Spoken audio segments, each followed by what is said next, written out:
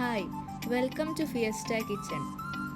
നിങ്ങൾ ഈ ചാനൽ ആദ്യമായിട്ടാണ് കാണുന്നതെങ്കിൽ സബ്സ്ക്രൈബ് ചെയ്യാനും തൊട്ടടുത്തുള്ള ബെല്ലൈക്കൺ ക്ലിക്ക് ചെയ്യാനും ലൈക്കും കമൻറ്റും ഷെയറും ചെയ്യാനും മറക്കരുത്. ഇന്ന് നമ്മളിവിടെ ഉണ്ടാക്കാൻ പോകുന്നത് ഓർക്കാപ്പുളി ജ്യൂസാണ്. ചില സ്ഥലങ്ങളിലൊക്കെ ഇതിന് ഇരുമ്പൻ പുളി എന്നും പറയാറുണ്ട്. നമ്മൾ വീട്ടിലൊക്കെ ഉണ്ടാക്കുന്ന ലൈം ജ്യൂസിൻ്റെ അതേ ഫ്ലേവറാണ്. അപ്പോൾ നമുക്ക് എങ്ങനെ ഉണ്ടാക്കണമെന്ന് നോക്കാം.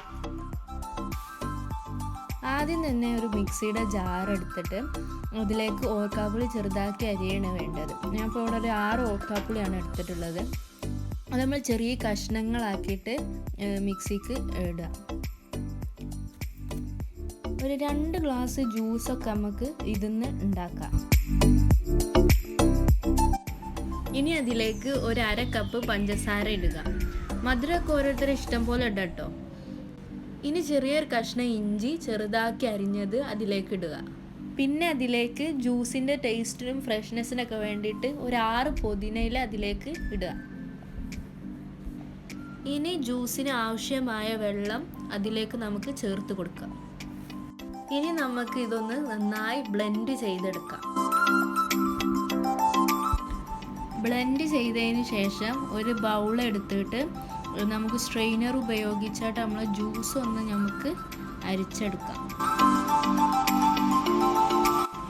അരിക്കുമ്പോൾ നമുക്ക് ഇതിൽ നിന്ന് പുളിൻ്റെ ആ പൾപ്പും പിന്നെ പുതിനൻ്റെ വേസ്റ്റൊക്കെ റിമൂവ് ചെയ്യാൻ കഴിയും. അപ്പം നമ്മുടെ ജ്യൂസ് ഇവിടെ റെഡി ആയിട്ടുണ്ട്. ഇനി നമുക്കിതൊന്ന് സെർവ് ചെയ്യാം. അപ്പം ഞാൻ സെർവ് ചെയ്യാൻ ഒരു ജ്യൂസ് ഗ്ലാസ് എടുത്തിട്ടുണ്ട്. അതിലേക്ക് ഒരു 3-4 ഐസ് ക്യൂബ്സ് ഇട്ടുകൊടുക്കാം. ഇനി നമുക്ക് ജ്യൂസ് അതിലേക്ക് ഒഴിക്കാം. ഇനി അതിലേക്ക് നമ്മൾ സോക്ക് ചെയ്ത് വെച്ച കഷ്കഷ് അല്ലെങ്കിൽ സബ്ജ സീഡ്സ് അതിലേക്ക് ചേർത്ത് കൊടുക്കാം. ഇനി ഇതൊന്ന് ഇളക്കി കൊടുക്കാം.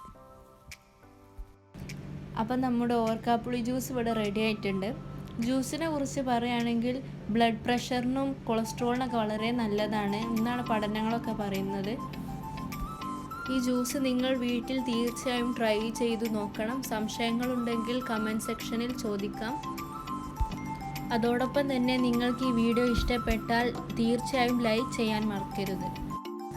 അപ്പം പുതിയൊരു വീഡിയോയുമായി നമുക്ക് പിന്നീട് കാണാം. അസ്സലാമു അലൈക്കും.